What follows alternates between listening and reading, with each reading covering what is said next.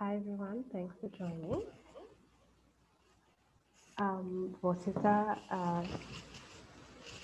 Sabaran. Hi, good afternoon. Good afternoon. I'm wondering, do you have a presentation or? No, I don't have any PPT, so I Okay, will. right, that's great then. Vasita, do you have a presentation? You can just maybe, Christine is also online.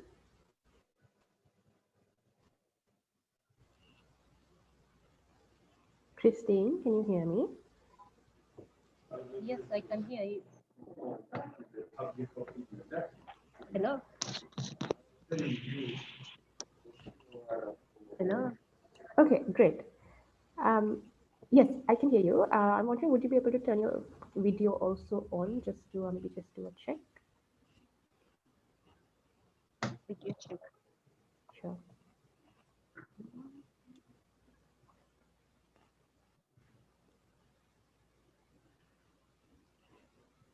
Right.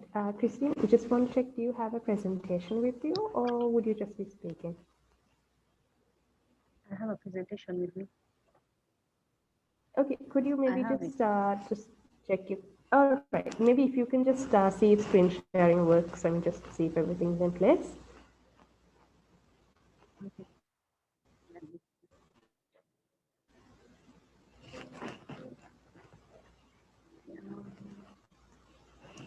In the meantime, Vasita, I'm wondering if you could hear me too. Yes, I can hear you. I hope you can see me. Okay, yeah, great. Maybe after Christine's presentation check, we could check yours as well. That's okay. Christine, are you able to share your screen? I'm trying to share it. Okay, maybe Vasita could share her screen, and maybe if, okay, fine, working.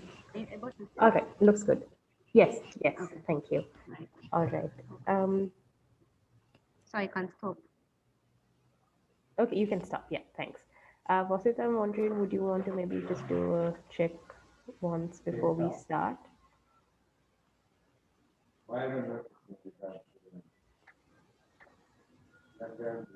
Okay, looks good. Thank you very much.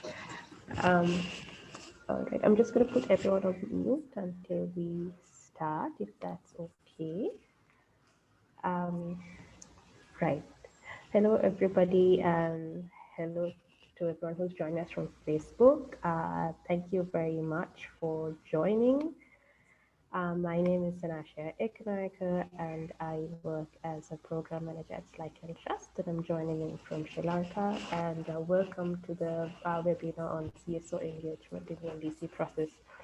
Before we get started, and also just hoping that we have like a few extra minutes to allow a few others to join, I'm just going to do a run a quick Mentimeter, if that's okay. So if you could maybe log on to, oops, I think I'm sharing the wrong screen.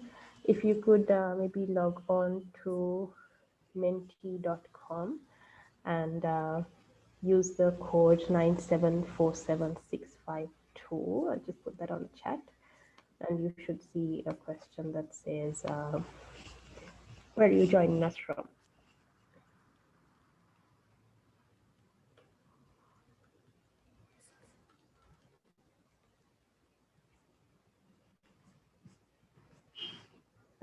So if there's anyone who's joined us from Facebook, you could also take part in this Mentimeter. So you could log on to menti.com and use the code 9747652. We'll just maybe have this on for about a minute or so, just to get an idea of who's here and where they're joining us from. Okay, we have 2 people from Sri Lanka.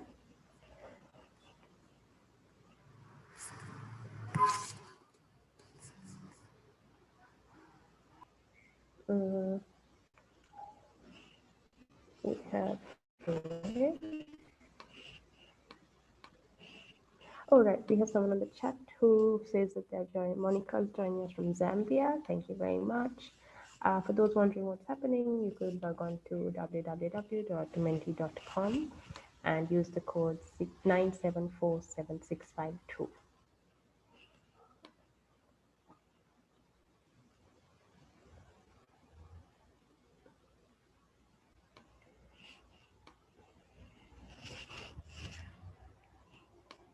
All right, but we also do have panelists. There's some from Kenya. We have a panelist from Bangladesh, and I think MD's joining us as well. Right. Okay, so thank you very much for that little interactive session that we had, and maybe we'll get started with it. And I would now like to welcome Ms. Bosita Vijayanaika, the Executive Director of SLIC and Trust, to make a presentation on the research findings. We also have someone from Ghana. Hello, Jonathan. Bosita? Yes, Okay. you can hear me, right? Yes. Just let me get this running so that all the other boxes are not.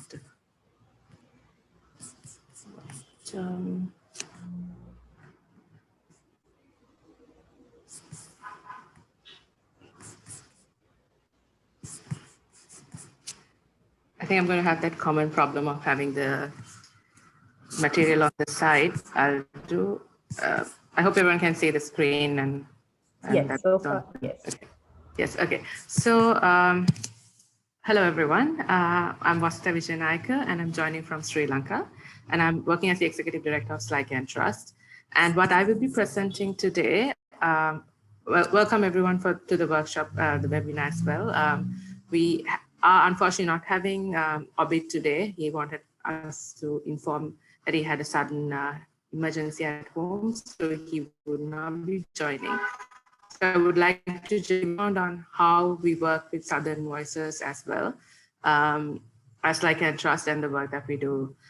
So what we're presenting is a research that we, SLIC and Trust, did with the partners of Southern Voices, which is a civil society network focusing on engaging civil society, building capacity, and it's been there for over a decade now in different phases. So earlier it was Southern Voices and on climate change, and it moved to adaptation-focused activities, and it's across the globe in different regions, Africa, Asia, and Latin America. And we have members across the board. And SLIC and Trust is a member of Southern Voices. And we are also working as a technical partner in the work that relates to national adaptation plans and profile building and NDC review processes in countries with Southern Voices partners. So the presentation that I'm going to make is a CSO-based research that we did with Southern Voices partners and other organizations contributing to the process of data provision to identify what are the gaps and needs that need to be addressed to enhance the CSO engagement in the NDC process. And we put together, I hope it's loading. Yeah, so we put together a policy brief, an information note of sorts that would present what are the key gaps that are identified and how the civil society could engage better in the process. So what needs to happen from the CSO side and what needs to happen from other actors' side to ensure that the civil society is efficiently and effectively engaged in the process. Which I forgot to mention was Southern Voices was set up through CARE Denmark, and it's linked to CARE Denmark as the lead entity that is facilitating the process. These are a few things that we had as survey results. So there were 40 organizations that participated in the process. And when the question was asked, whether people or the organization or the individual that answered the question knew or was aware of the present status of the NDC review process in the country. So majority said, yes, they know about it. And then whether they face challenges in engaging in the NDC process in the country, again, the answer was widely that they do face challenges in engaging in the process. And then what kind of challenges that they face? So there were technical expertise, lack of access to information, restrictions in engaging in the decision-making processes. So these were some of the stuff that were highlighted by the civil society organizations that participated. And through the final stages, when we clubbed some of these points together, they highlighted the need for the civil society organizations to engage with technical capacity being built. So while they highlighted the lack of space, they also highlighted that the civil society needs more technical skills to engage in the process, and also that they need awareness and understanding about the international process to engage effectively with the national process.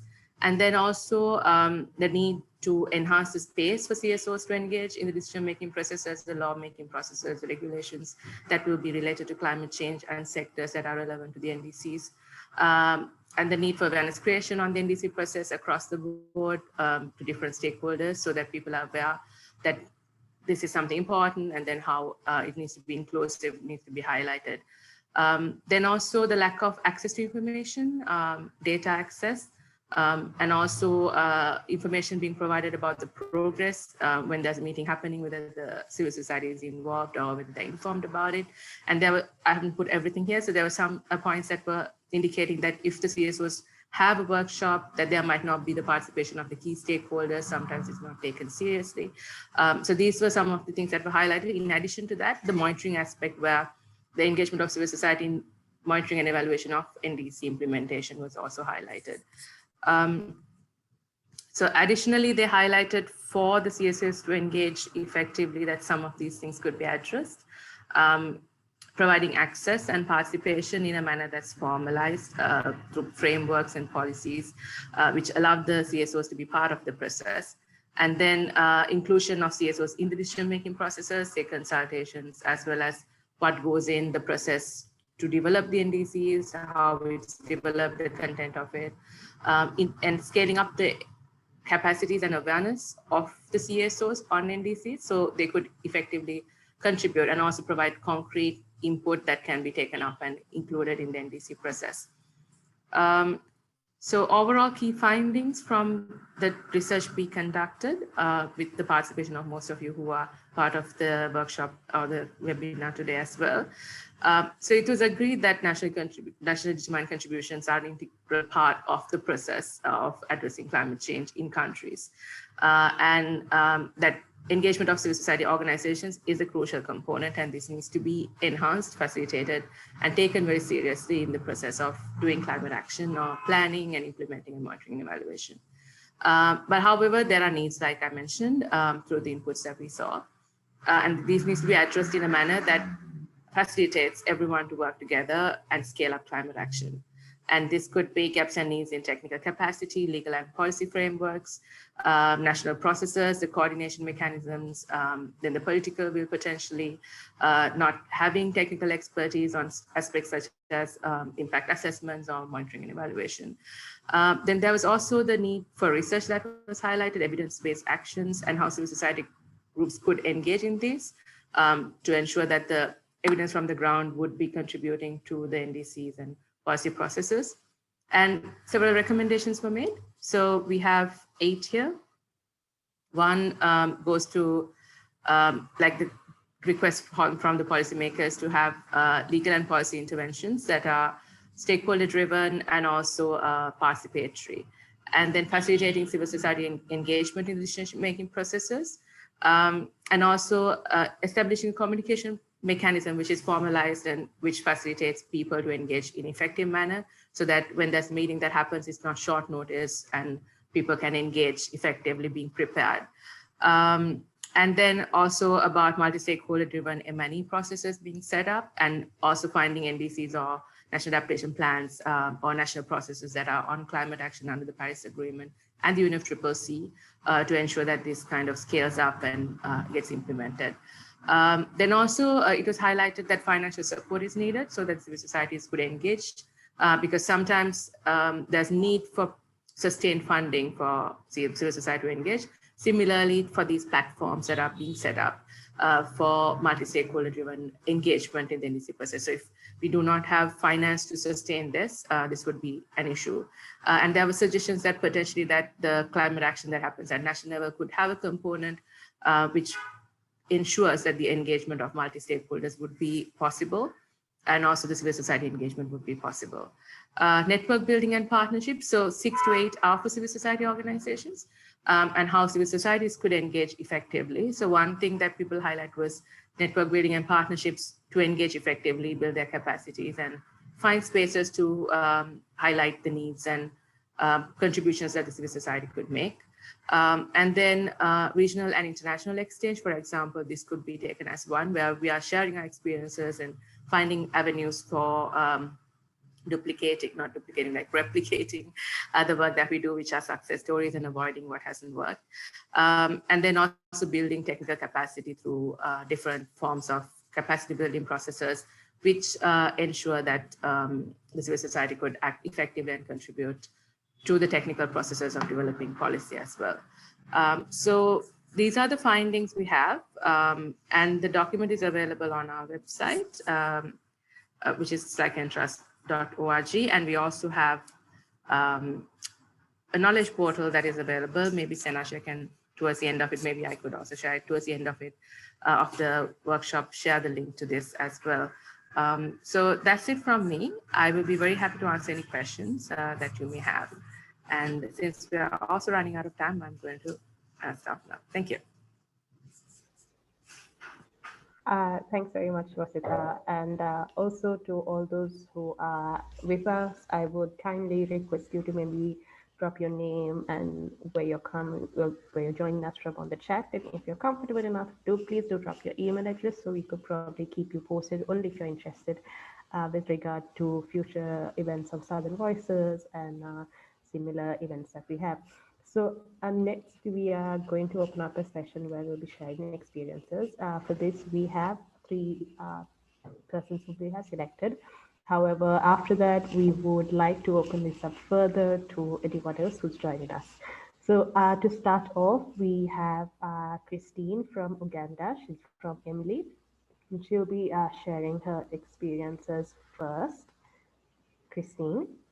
I'm sorry, Christine, I'm not very sure that I'll pronounce your last name correctly. So, yes. It's okay. Okay, let me share my. Sure.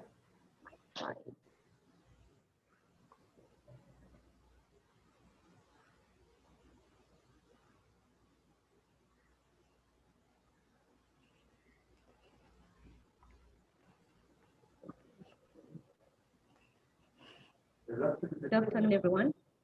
Yeah, good afternoon from Uganda. My name is Christine.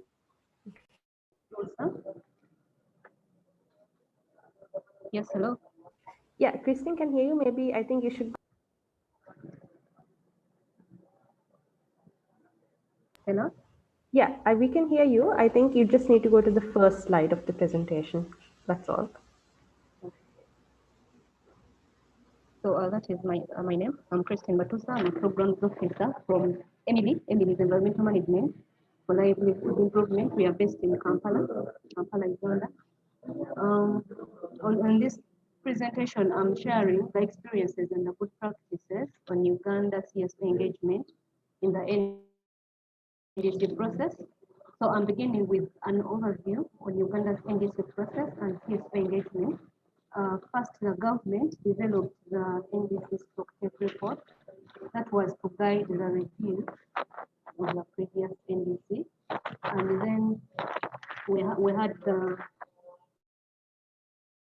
Climate Change Department with the Ministry of Water and Environment. Hi, Christine. Sorry. Christine, sorry to jump in, but I think the slide is not, I mean, it's not on the correct slide. We are seeing a slide on good practices on CSO engagement currently. Oh, really?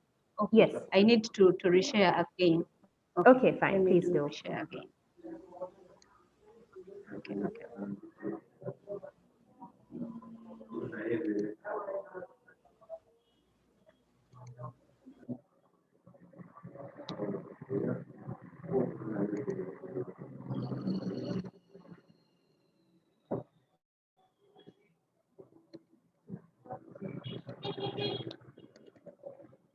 Okay, are you able to see the cover page of this presentation now?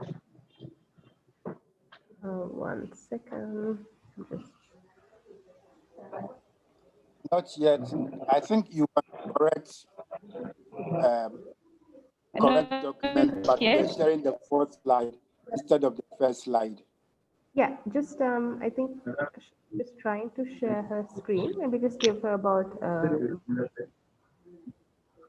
I'm already sharing my screen, but it's unfortunate that you're not able to see it. Maybe let me forward Okay, it to so you so that you can do it yeah, so from that end. okay, so maybe you could forward it. However, what we can do is in the interim we could move on to our case study from Bangladesh from Ms. Sharaban. So what we can, oh right, now we can see it. Right, now it works. I hope You can, everyone else. oh, okay, Okay, right. Thank you. okay. So you're all able to see it. Okay. So that is my cover page. I've already spoken to it. So I'll go to the next part. I was speaking to the overview on Uganda's NDC process and then the CSO engagement. And I highlighted that initially the government was to guide the review, and then still the government, through the Climate Change Department in the Ministry of Water and Environment, in collaboration with UNDP, they hired a consultant to help with the process of updating. And on the 18th of November 2020, the NDC update process was done. And then consultations commenced thereafter, and they are still ongoing. So I will highlight to you how the CSOs have engaged in the NDC update process. First, the civil societies under the Climate Action Network Uganda, we have done regional consultations in 6 regions, that is the eastern, the northern, and other regions, but they have been collaborating with the government, specifically the Climate Change Department as coordinating Uganda for climate change issues. We did undertake civil society capacity building initiatives. That is where we organized webinars on NDCs. And then we, as CSOs, we also contributed to a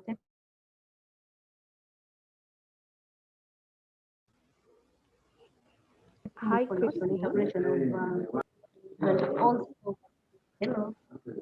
Yeah, Christine, My sorry, network, my network. Christine, there's a lot of background noise where you're from. I'm wondering, is it possible for you to maybe um, move a bit from where you are? Because I'm not sure if it's the same for others, but there's a lot of background noise. Okay. Let me try to go from the line.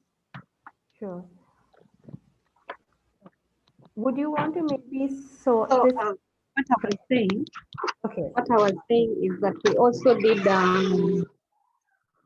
we did a technical assistance on the evaluation criteria on the NDCs, where specifically Emily introduced CSOs to the transparency check tool that was developed by the Climate Transparency.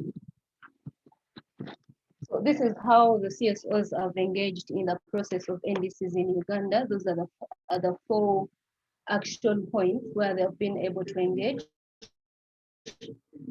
And that is the snapshot of the NDC transparency checklist that was developed by Climate Transparency with an objective to guide in the assessment of the country's proposed mitigation goals.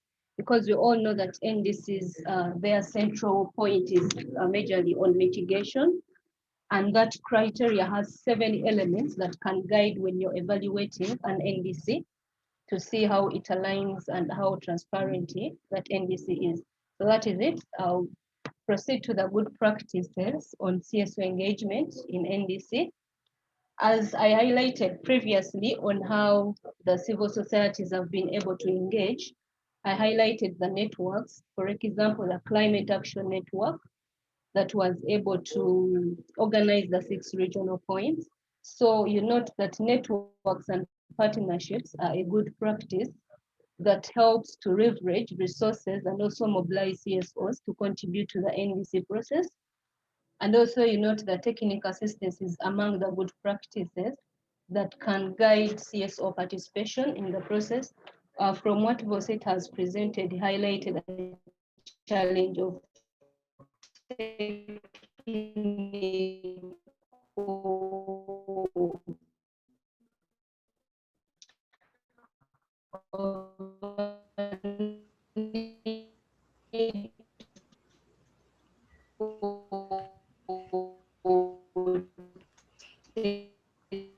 technical assistance. So to be able to take simply what NDCs are and what we expect from you participate still through networks. And then you note that the transparency checklist review and input by CSOs has elements. So it will be easy for if CSOs understand this tool, it will be easy for them to be able to evaluate the NDC and ensure that what is needed from that NDC is actually taken into consideration.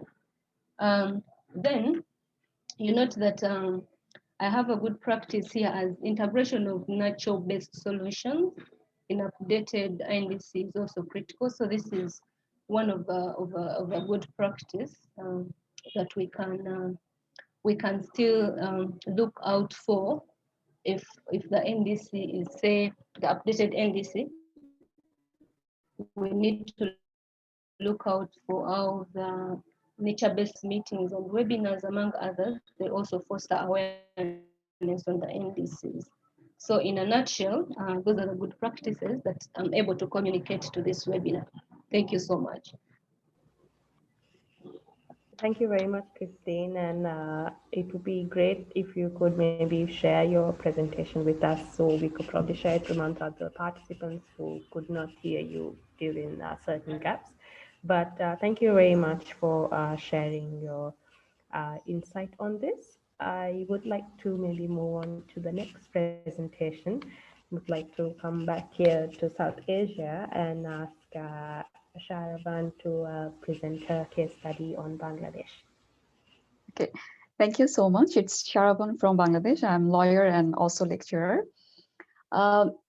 Bangladesh submitted its first NDC in 2015 with 5% greenhouse gas emission by 2030 using only domestic resources, or by 15% below by 2030 if sufficient and appropriate support is received from developed countries. With the fund from APN, ICAD and Cyclone Trust had an opportunity to identify policy gaps and need analysis for the implementation of Bangladesh NDC to adaptation and loss and damage. In this study, the bold, or we can say like key findings were, Bangladesh have relevant laws and policies to implement each adaptation sectors and prioritize actions.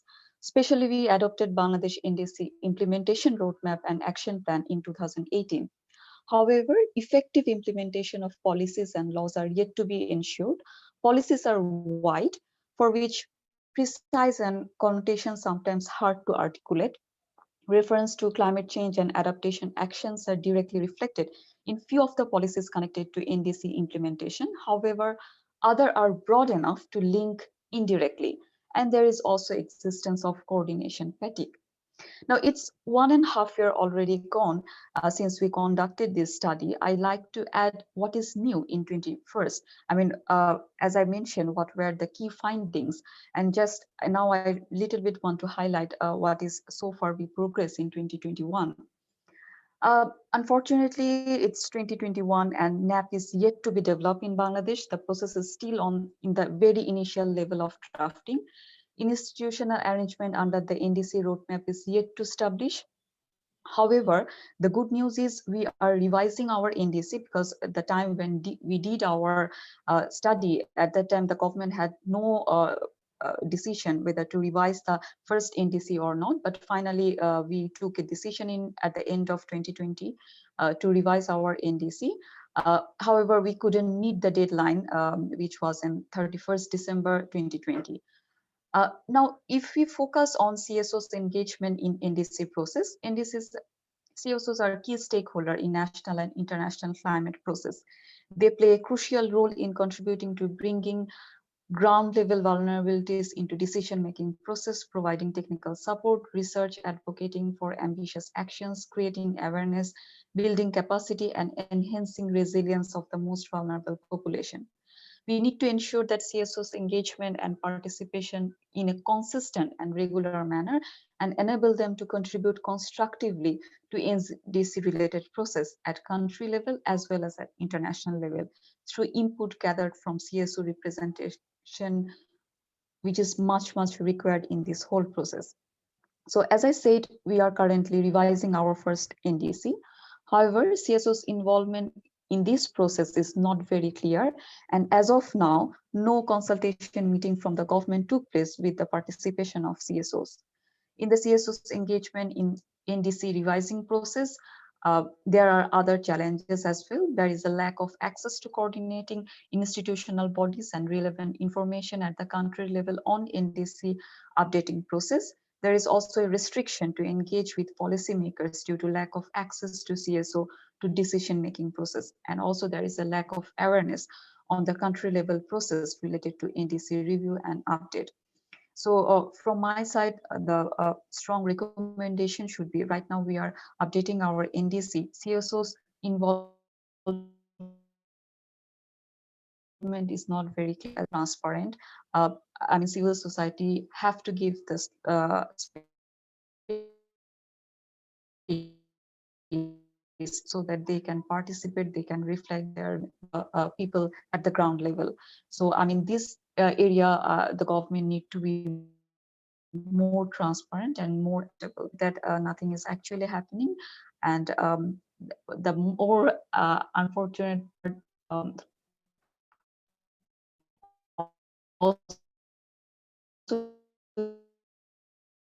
is after doing 2000 tenancy year already. From my side, thank you.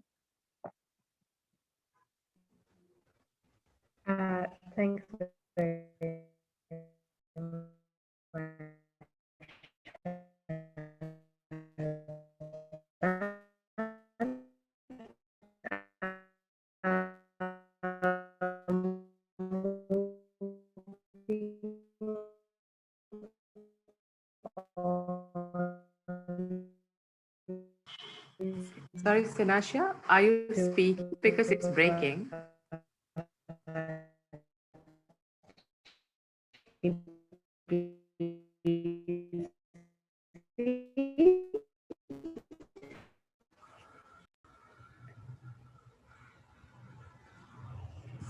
Okay. Sinasha, now it's okay from your end. I think earlier the... Oh, right. So sorry. Chibizi, I did message Chibizi earlier. I'm wondering. Okay. Yes, Sinasha, I'm here. All right, great. Okay, so let me share my screen quickly.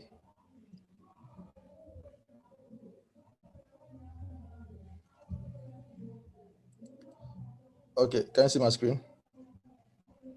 Yes, thank you. All right, thank you very much, Sinasha, and then also to Slack and Trust. So I just want to share briefly the experience from Ghana in terms of how we are also participating or engaging in the NDC's processes. So, so basically when it comes to Ghana, as far as climate change is concerned, CSOs, I must say, are well represented in the relevant committees. For example, when it comes to climate change, we have the National Steering Committee on Climate Change, and then we have a CSO rep on that particular steering committee.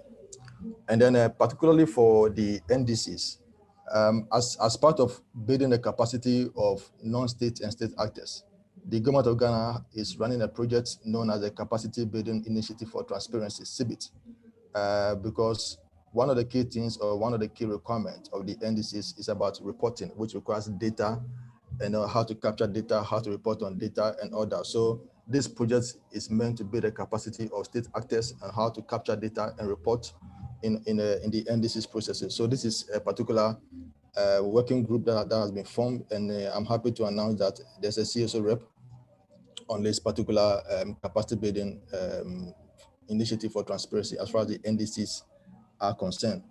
Beyond that, there are other, working groups or technical groups available. Recently, I was told that when it comes to climate finance in Ghana, especially the GCF, there's a working group that has been formed, to look at the next processes. So again, we have CSO rep on that particular committee. So in terms of CSO's engagement, as far as climate change is concerned, I would say that in Ghana, there has been some considerable improvement, and government, consistently engage CSOs when it comes to climate change interventions. However, there are some gaps or needs that I think that we need to address as CSOs. Even though we have room to engage the state agencies, we still have some limited capacity among CSOs. Because usually it's only a few CSOs who are able to engage at the technical level, but at the local level we have very minimal participation, and usually it has to do because a lot of CSOs lack the capacity to engage. So that's one key gap or need that has to be addressed. The second gap has to do with the low representation of CSOs at decision-making space. Usually when these committees are formed, there's usually one slot for CSOs. So it makes it quite difficult to have, quite, what do you call it, equitable representation. For example, if you look at the steering committee on climate change in Ghana, we have one CSO rep, and people wonder whether she will be in a position to address or speak on behalf of all CSOs. Because when we have CSOs, we go unpack CSOs. We have people with disability, we are the youth, we are those working on gender. So that creates some kind of imbalance among the CSOs. So it is quite a need or some gap that I think that needs to be addressed as far as CSO representations are concerned. The other gap or need has to do with the non-dedicated funding mechanism to support CSO preparedness and participation. So it is not just about having the space to engage, but being prepared adequately to engage. Because one of the reasons or concerns raised by the state institutions in Ghana is that sometimes when they are developing a policy or a paper, they send the draft for CSO to make input or make comment and revert.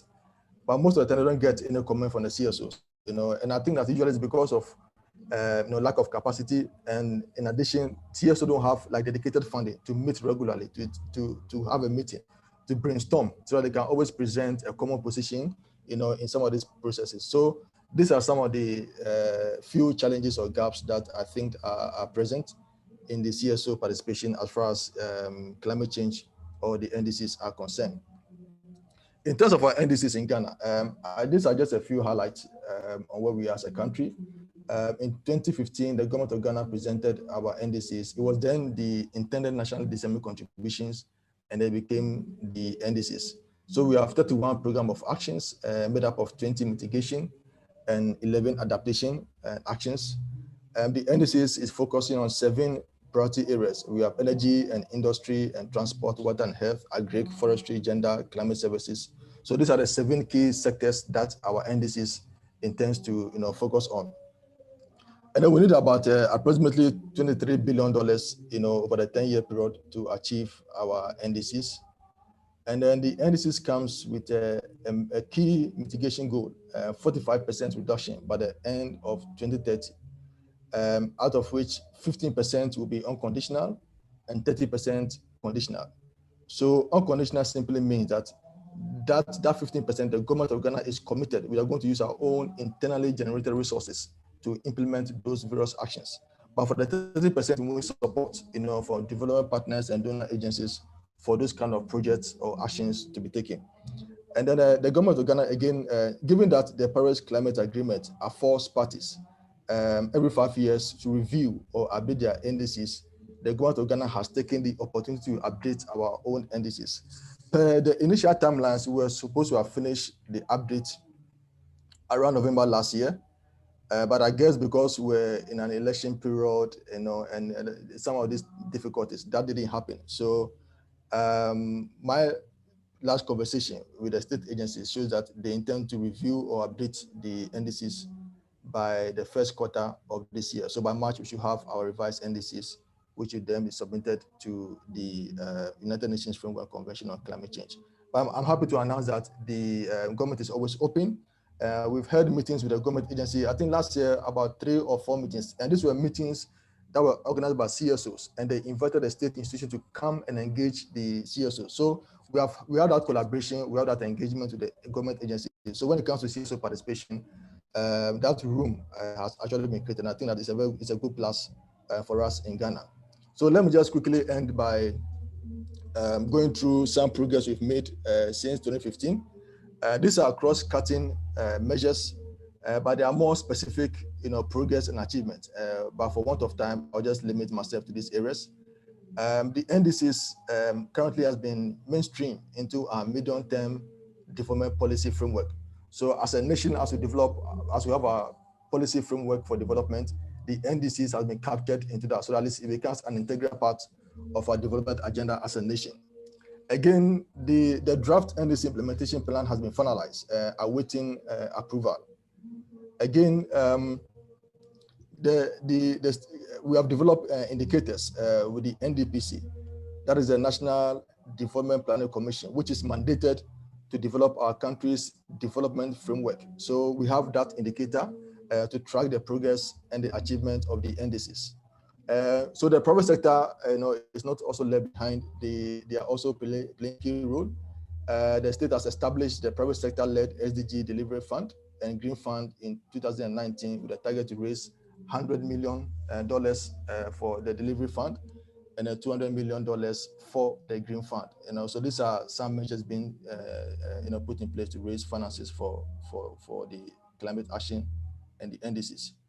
Again, one of the key achievements is that climate change has been incorporated into our educational curriculum. And it's interesting to know that at least we've seen a new curriculum being introduced, which has climate change, clearly introduced in the curriculum, just to educate our children from the primary school, to educate them on climate change, and as a way of creating awareness on the climate change and NDCs as well. Again, we are also implementing a gender responsive NDCs planning. A couple of months ago or weeks ago, a meeting was held by the state with some relevant actors, how we can make our NDCs gender responsive. So that is one other key achievement we've made as far as our progress on the NDCs are concerned. So like I said, these are not exhaustive. We came out with some publication a couple of weeks ago. That's the nationally determined contributions, the current state of play in Ghana. So if you visit our website, on this link, you will have access to the publication. So it gives us an idea or up to date on where we are as a country on the NDCs as at 2020. So this gives us a fair idea. So what I said in the initial slide was just to give us the cross-cutting issues, but there are more specific achievements and progress as far as our NDCs are concerned. So I will kindly request that you go on our website and download a copy and abreast yourself with the NDCs processes in Ghana. So thank you for your attention.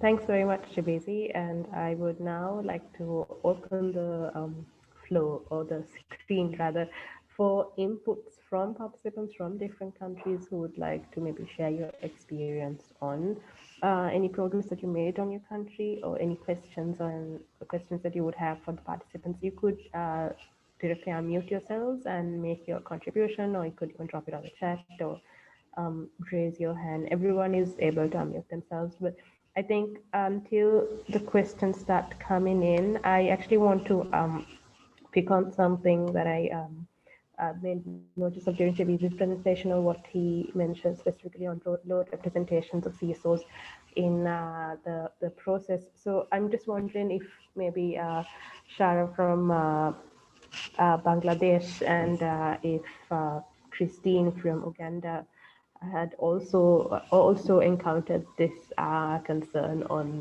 there being low representation in maybe entering this process or being a part of this process. Christine, Shara. We also have a question from Varuni. Thanks, Varuni. We'll take it straight up after this. Chris. Okay, right. Hello. Yes. Pardon, I didn't get the question clear. Yeah, okay, sorry. My question was, Chibizi mentioned in his presentation on there being low representation in, in the process, in terms of low representation of CSOs in the NDC process. I'm just wondering, was it the same for Bangladesh? And if yes, what strategies are you all like? What strategies are in place to kind of overcome this, or if not, what's different? Okay, thank you so much for the question. As I said, we started our revising the first NDC at the end of the last year, and right now it's at the very initial stage. So last time, my organization had a consultation with the government, and we were actually wanted to know that how CSOs or the whether there will be any consultation meeting or something will happen once there is at least an initial draft of the revised NDCs. But unfortunately, right now government don't have any plan. They are literally now deciding how what would be the target, whether it will be uh, I mean enhanced than the previous one, which is 5%, or whether it will be same, but more sectors will be included on it or not. So how, as I also mentioned in my presentation, how the civil society will be engaged in this process, whether there will be any consultation or not, sort of things is not very clear yet. So that's the reason I'm saying like that the government needs to be more transparent in this regard, more accountable in this regard, and they also need to make the information available that how they are actually conducting the whole process, and how actually the targets and everything, what sectors are adding up here, and how the people's voice will actually be reflected in this submitted NDCs. So yeah, that's from my side. Thanks very much. Christine? Yes. From my side, how the CSOs, the collaboration with the government. In Uganda, we've had an opportunity as CSOs, where CSOs, like I highlighted as networks, consultations have been were organized by CSOs. We've not had consultations organized by government so far, but in the consultations organized by the civil societies, the government has been part of them because they have always had a slot for them to present and also to take up the ideas that they get from the civil society. So platforms in Uganda have been created to consult with across the different stakeholders, because we are looking at an inclusive NDC formula update process. That is it. And where we are now as Uganda, I highlighted that we launched our NDC update process last year in November, and the consultations started and they are still ongoing.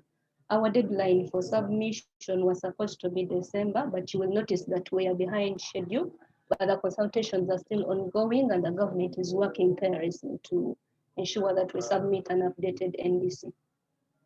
Thank you so much. Thanks very much, Christine. And we also have a question from Varuni. I hope all three panelists could see it. When speaking of CSO's engagement in the NDC and policymaking processes, CSO's level of expertise, capacity, strengths, and visibility, etc., may differ. Often, CSOs with more visibility are seen, heard, or called upon to engage in discussions at national level. How can we determine accountability and validate data and recommendations coming from various CSOs when incorporating them into national processes? How can we build a platform for small-scale initiatives to be heard?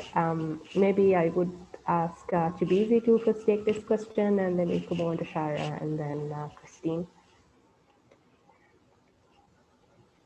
Yeah, thank you, Sana. And thanks to Warren for this question. Well, I think that, well, okay, so let me speak using the context of Ghana. In Ghana, we have, let me say, organized CSOs that, engage when it comes to climate change.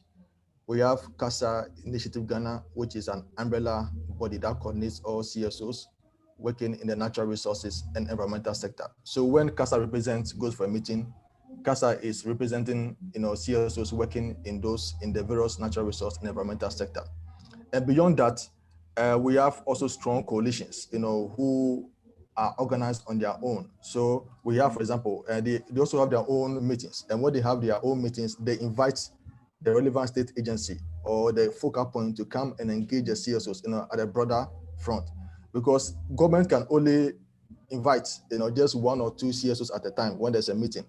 But when CSOs also are having their own meeting, general meeting, capacity building, workshops, then that also presents an opportunity to invite the focal point to the meeting, to engage the bigger or the NGOs at that meeting. So it's a two-way affair now. So we don't only wait for government to invite us, because they can only invite a limited number of people. But as CSOs, once we are organized, we have a group, we have a platform, then we can use that, as an opportunity to invite them to those meetings, that we can have that direct interaction with them. And we have done that in Ghana, and that has been extremely successful. I know that the first Watch Ghana, every quarter we hold our general meeting, we create a space. They come and engage us. We ask all the questions we want to ask. And then beyond that, the climate change also have their own meeting. We invite him, he comes, engage, we spend hours, discussing and brainstorming. So if you ask me, I think that's the approach we adopt in Ghana. And I think that is very helpful, because at the CSO platform, we have members around and they can ask all the questions that they have, with a focal point. So that is the experience from Ghana that I will share. Thank you. Thanks very much, Shabezi. Shara, would you like to add anything from Bangladesh? No, as I actually mentioned in my last question, to answer the last question. So far, there is no, consultation or no engagement of CSOs, but I hope there will be some plan from the government side once the initial draft is done. And we are very much looking forward for that, how government is going to involve us, or how we will be able to participate in this whole process to actually reflect the people's voice, or actually to get idea that what is going to be included in this revised NDC. So far there is no update from the government, but we are very much looking forward for that. Thanks very much. Christine? Yes, on how can we build the platforms for small scale initiatives to be heard. In Uganda, like I highlighted, and in the good practices, it is an issue of promoting networks and also partnerships. Because for Uganda, like I said, we have the Climate Action Network, and that brings across the different members working on environment, broad issues to feed into the policy and decision-making processes. So the network is able to consolidate the ideas from the people you would call the small scale, or the initiatives from the small scale kind of, and they are able to communicate them to. Then we also have forums. For example, we have the private sector forum, we have the private sector foundation, where we have at least a representative. Say if we call such meetings, we ensure that we get representatives from broad associations to be able to bring up the views from such people, and they are able to be consolidated, to be communicated at the national level. So what is critical here is that the networks need to be organized, and they need to source out the representative, the stakeholders across. They also need to bring in the indigenous people. So the networks, as they do their consultations, they need to consider that all representatives across are considered, and they are part of the consultations, and their views are integrated in what is to be communicated to government. Thank you so much. Thanks very much, Christine. I would now like to maybe open up the floor for others who would like to maybe add their experiences in dealing with the government in terms of like engaging in the NDC process. We do have, I'm just going through the chat, we do have participants from Zambia, and we have some from Tanzania, and like some from Liberia and Mozambique. I'm wondering if you're open to it, if you could perhaps unmute yourselves and make your intervention and perhaps share your experiences in this regard as well.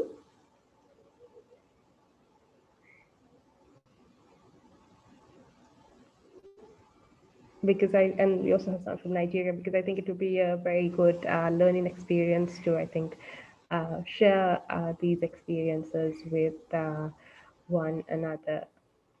Is there anyone else who is with us? You could just directly unmute yourselves if you want to. You don't need to raise your hand.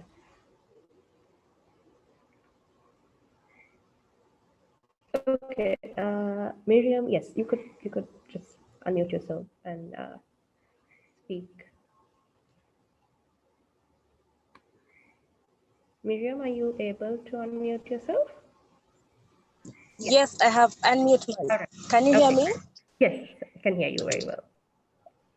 Okay. Thank you very much, Silicon Trust, for the preparations, and thanks everyone for being here. My name is Miriam, and I work with Climate Action Network Uganda as a national coordinator. I would like to thank, first of all, Christine for representing us very well. She really made a good presentation. I would like to add a few details on to what she has already presented, and just to say, and particularly comment on the ongoing further consultations that are being made by civil society. I wanted to elaborate on our experience working with communities, the regional consultations that we are currently running, and we also intend to further run, is from a background and a point that we would like to ensure, in as much as possible, that the voices of the people located on the front lines of the effects of climate change come through. So I'll speak I'll share what the current experience is or has been. That further to what we have so far done is that we have agreed on a criteria for selecting or for mobilizing participation, and this is a broadly shared approach, not just for Uganda but at Can international level, to ensure inclusion and diversity. So for that reason, we have a list of people to ensure that they participate in the consultations, and they involve youth, women, people with disabilities, indigenous people, indigenous communities, like Christine has indicated. We also intend to have on board the private sector. Uganda's private sector, and I'm sure it's across the board in Africa, is sometimes it's not homogeneous. So you have small scale farmers, you have the informal sector, which is particularly for Uganda, has a huge coverage of people participating in business, particularly for agriculture. So in as much as possible, we are trying to find means and ways of making sure that the smallholder women, the middlemen within the agriculture sector, the market people, the everyday people should be gotten on board this consultation, because we also think in the long run that the NDC, alongside other policy processes at government level, particularly we are in our election season, so we're trying to have a meeting point for processes, sort of a nexus where we also have tapped into other policy processes and planning processes beyond just the NDC. We appreciate that the current COVID-19 pandemic, alongside the climate crisis. So in a way, consultations have been transformed to also include such processes, to ensure that because we have our elective processes in 5 years, the NDCs are 5 years as well. So for us to be able to seek for substantive accountability on all fronts, we have chosen to factor in that nexus as a way of ensuring that we have all the processes in planning processes and programming processes and implementation processes into perspective as we go along to seek for accountability. The other aspect, very lastly, is the issue of ensuring that individuals, because civil society is but a huge, critical mass. You realize that while we seek for accountability, we often forget to seek to also commit individual accountabilities. So as part of our consultations, we have chosen to have individual actors within civil society also commit as individuals. And through the period of the next review, we should be able to also account for our own individual commitment. Hi, I'm Miriam. seeing. Sorry. Yeah, just let you know we are just about time and we need to wrap up. And we just need to also go in for some closing remarks. But thank you very much for for further sharing more input on Uganda and as well as the process. Thank you very much. And thank you also to Christine. So maybe before we wrap up, I would like to invite once again Vastavita and I.